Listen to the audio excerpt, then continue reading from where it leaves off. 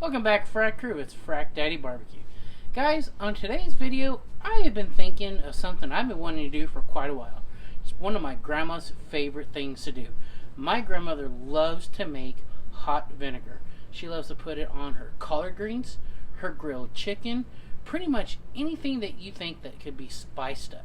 So guys, let me show you the peppers we're going to use to make this awesome, homemade, and simple hot vinegar.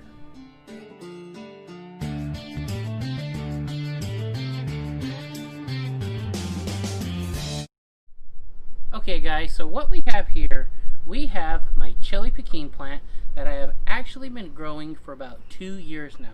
And as you can see, it's gotten pretty big. But if it was growing wild, it would be a lot bigger. So here we have some Chile Pequins that I've actually picked. But I'm going to show you what the kind of chilies we're going to be looking for. They're nice and ripe. They should, yep, they just come off like that. So just pick these off. Even if they're green, it's going to be totally fine. So take these off, because when these grow off, the chili plant will reproduce some more chili so we can have some more wonderful peppers. There's no pesticides, nothing on this.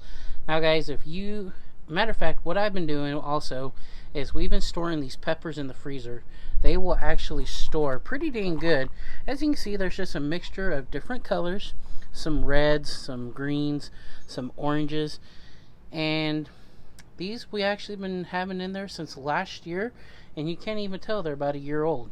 So let's go inside and show you how easy this is. So what you see here is basically 3 ingredients. Here we have our Chile Pequins, which if you don't have Chile Pequins, feel free to use any hot pepper that you would like or you desire. We took the stems, majority of them off, but if there's some that's still on there, that is perfectly fine. Then right here we have 3 to 4 cloves of garlic that I cut up to fit into our vinegar jar. And then right here we have 2 cups of boiled vinegar. Okay guys, so here we got this vinegar jar that I picked up at Bed Bath & Beyond for a whopping $5. This is a whopping steal. Now here comes the pour spout that came with the vinegar jar, and all you do is you simply put it in here and it makes a very tight seal. Alright, now let's add our peppers, garlic. Now we're going to add our vinegar. I added this to a glass measuring cup. That way it is much safer for us to pour in here. Okay, so I want to take my vinegar up to the bottom of the neck of this jar. That way we know there's actually going to be enough vinegar for this. And the reason why you want your vinegar to boil is because it will help kind of, from what I understand, preserve your peppers.